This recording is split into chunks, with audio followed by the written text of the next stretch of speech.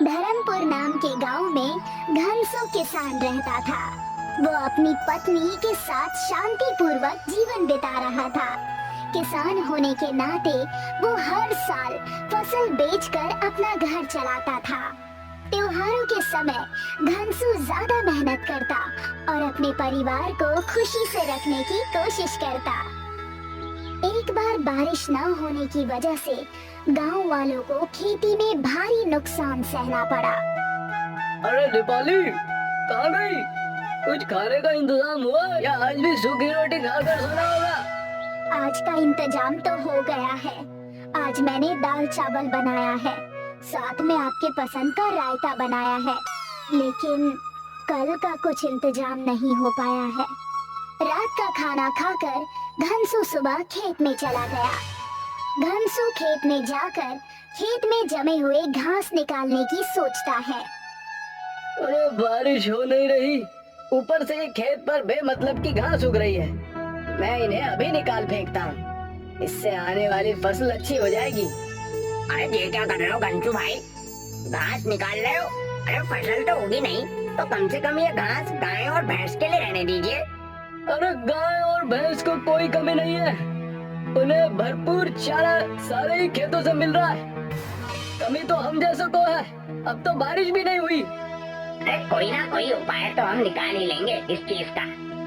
इतना कहकर कल्लू वहाँ से चला जाता है। घनसू खेत में फिर से घास काटना शुरू कर देता है।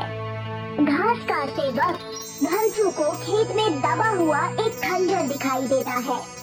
घनसू उसे निकालने की कोशिश करता है। अरे ये खंजर यहाँ कैसे खेत में दबा हुआ नजर आ रहा है? घनसू उस खंजर को निकालकर अपने थैले में रख लेता है। घनसू घास काटकर अपने घर की तरफ निकल जाता है। घर जाकर वो अपनी पत्नी दीपाली से कहता है, अरे भाग्यवान कहाँ हो? ये देखो मुझे आज खेत में क्या मिला, यहाँ आओ। ओहो, ऐसा क्या मिल गया जो इतने खुश हो? देखो ये मिला है मुझे। खंजर बहुत कीमती दिखाई पड़ता है। खंजर छोड़िए, कुछ खाने का इंतजाम कीजिए। हमारे पास कल रात का दाल चावल ही रखा हुआ है, जो अभी के लिए तो हो जाएगा, लेकिन उसके बाद हमारे पास खाने के लिए कुछ नहीं बचेगा। अरे क्यों ना मैं इस खंजर को बाजार में बेचूं? इससे हमारे हफ्ते भर के अनाज का इंतजाम हो जाएगा। आपने बात तो अच्छी कही, लेकिन ये खंजर हमारी किस्मत का मिला सामान है। इसे हमें हाथ से जाने नहीं देना चाहिए। तुम्हारी बातें एकदम सच्ची हैं, लेकिन हमारे पास इसके अलावा कोई रास्ता नहीं है। दीपाली और घर की खाने की समस्या देखकर घनसू खंजर को बाजार में बेचने जाता है। बाजार जाकर घनसू लोहे और लोहे के कामगारों के पास खंजर को बेचने लगता है। भैया, मुझे इस खंजर के कितने रुपए मिलेंगे? दिखाइए जरा। आप इसे कहीं से चुरा के तो नहीं ला रहे? अरे किसान हूँ, चोर नहीं। मैं इसे कहीं से चुरा के या किसी से छीन कर नहीं ला रहा। ये मुझे मेरे खेत में दफन मिला है। दुकानदार उस खंजर को ध्यान से देखकर घनसू से कहता है, ये दिखने में तो बहुत पुराना है। इसके मैं तुम्हें 2000 से ज्यादा पैसे तो नहीं दूंगा। ठीक है, तुम मुझे इसके 2000 ही दे दो। दुकानदार घनसू को 2000 रुपए में खंजर बेचकर अपने घर के लिए राशन और कुछ सामान ले जाता है। ये देखो भाग्यवान, मैं क्या लेकर आया हूँ। मैं अपने घर के पूरे 2 हफ्ते का राशन और कुछ घर का सामान ले आया हूँ। अब हमारे 2 हफ्ते बहुत अच्छे गुजर सकते हैं। तुम्हारी लॉटरी तो नहीं लग गई? इतना सारा सामान कहाँ से लेकर आ गए? मैंने वही खंजर बाजार में जाके लोहार को बेच दिया। उसने मुझे पूरे 2000 रुपए दिए। घनसू ने सारी बात दीपाली को बताई और इत्मीनान से खाना खाकर सो गया। दूसरे दिन वो खेत में जाकर घास काटने लगा और वहाँ उसे फिर वही खंजर जमीन में धंसा हुआ मिला। अरे ये क्या, ये तो वही खंजर है। ये यहाँ कैसे आया? कहीं मैं सपना तो नहीं देखा? ये संभव नहीं हो सकता। घनसू खंजर को खेत से निकालकर अपनी पत्नी दीपाली के पास लेकर चला जाता है और हैरान होकर उससे कहता है, ये देखो, मुझे फिर से वही खंजर हमारे खेत में मिला। ये वही कल बाजार में बेच कर आया था। ये कैसे हो सकता है? ये हमारे खेत में फिर से कैसे आ सकता है? कहीं ये जादुई खंजर तो नहीं? मैं भी वही सोच रहा हूँ, ये शायद कोई सपना है। कल ही मैं इतना सारा सामान इसे बेच कर लाया। इसकी वजह से कहीं हम किसी मुसीबत में ना पड़ जाएं। तो मैं इसे फिर से बेच दूं? हमारे पूरे महीने का राशन हमारे पास आ जाएगा और हमें कुछ काम भी नहीं करना पड़ेगा। दोनों पति पत्नी आराम की जिंदगी बिताएंगे। नहीं, अब हम इस खंजर को नहीं बेचेंगे।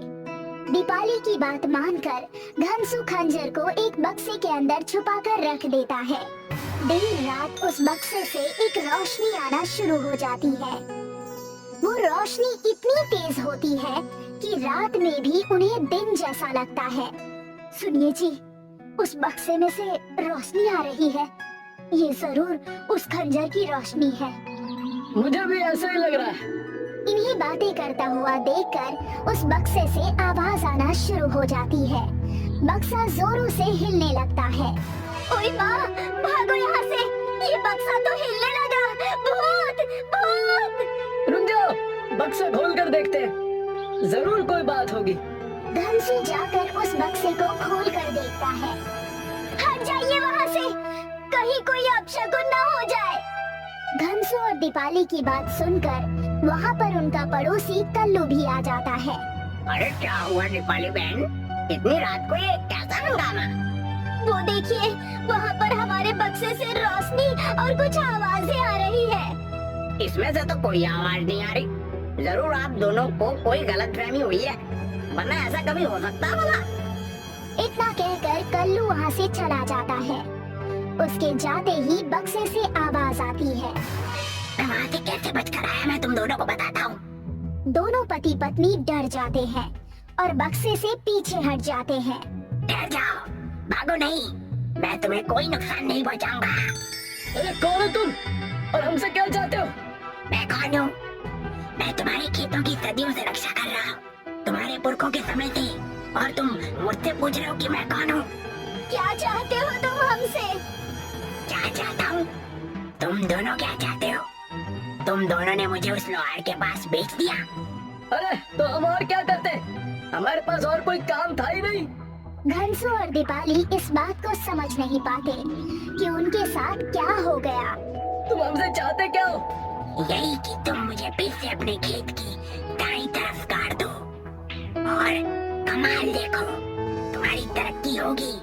इससे तुम्हारे खेत पहले से ज्यादा उपजाऊ और सटीक हो जाएंगे।